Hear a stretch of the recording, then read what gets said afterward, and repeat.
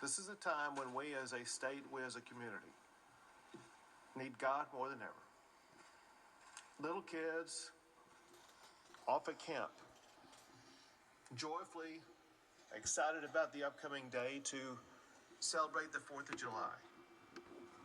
Campers alongside the river, doing the same thing and enjoying one of the beautiful spots in the state of Texas.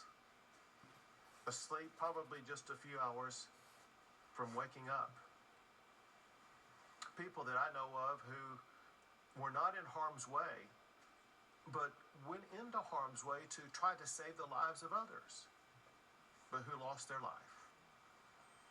So many people have been swept up into an extraordinary catastrophe. It needs God, but it also needs a robust response by the state and local governments and by people who live in these communities impacted by this.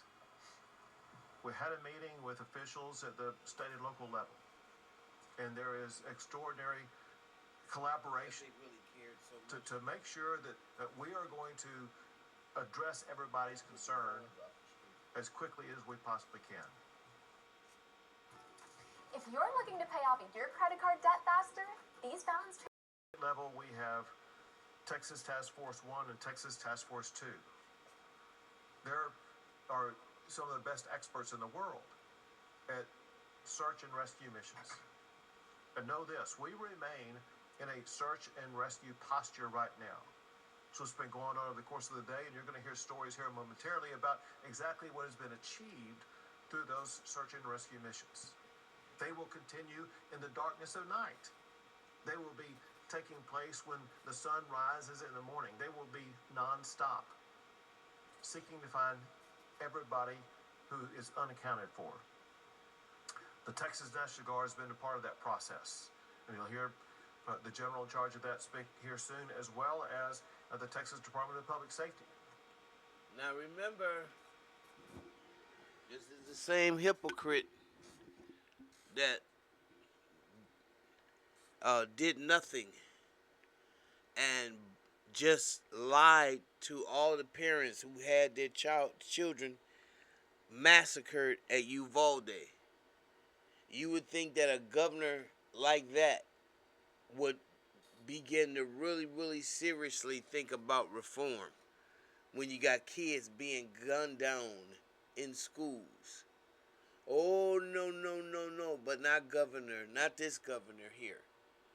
But he wants to convince me that he's concerned. In real life, yeah. Okay. And their operations. We also have game wardens from the Texas Parks and Wildlife that are involved in this process, as well as the Texas Division of Emergency Management. I have assured all of the local officials here that whatever they need, whether it be personnel, whether it be equipment, whether it be search and rescue operations, whether it be supporting them in their endeavors, whatever these communities need, the state of Texas is going to step up and provide it. But we know that what is needed and wanted the most is all the families out there who are waiting for information about their child or their loved one. And as you will hear, we are working on strategies to deliver on that information that families are craving. We want to make sure we get information to families as quickly as we possibly can. But most importantly, we will stop at nothing to ensure that every asset and person and plane and whatever is needed is going to be involved in the process of rescuing every last person and ensure everybody involved in this is going to be fully accounted for. As a part of this, I'm signing a disaster declaration. Definitely one that includes this area, but includes more than this. And this is the proclamation here that I'll sign, but I want to tell you in here I'm declaring a state-based disaster for those in the following counties: Bandera, Coke, Comal, Concho, Gillespie, Kendall, Kerr, Kimball, Llano, Mason, McCullough, Menard, Reeves, San Saba, and Tom Green counties.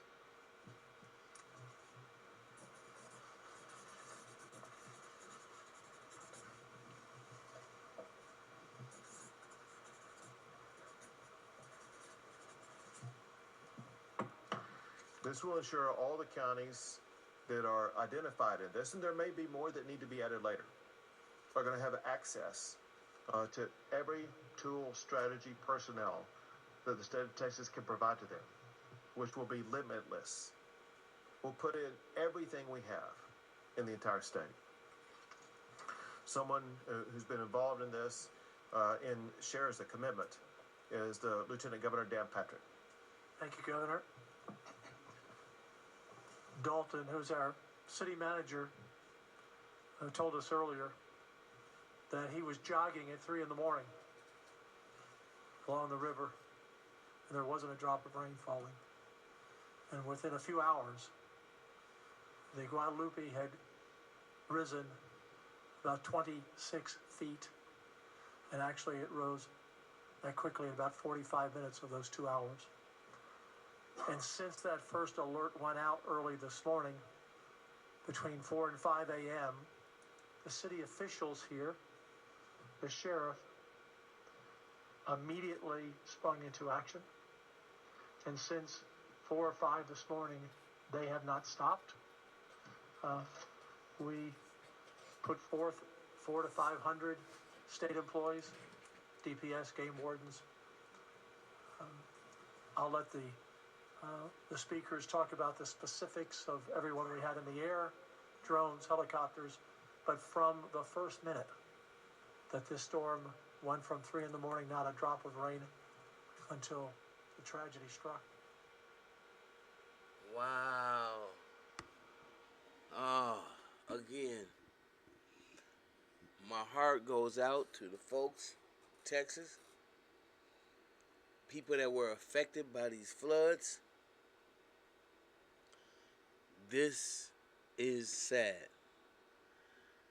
And especially, they said some 20 plus girls are missing from a summer camp. Some 20 plus little girls are missing from a summer camp. And I guess it really holds near and dear to my heart, being that I spent most of my summers in summer camp. And the relationships that you develop,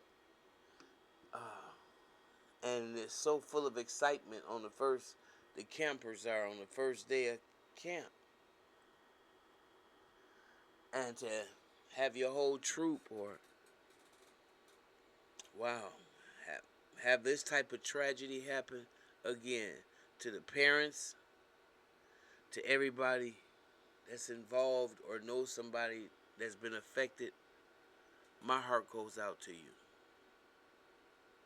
My heart goes out.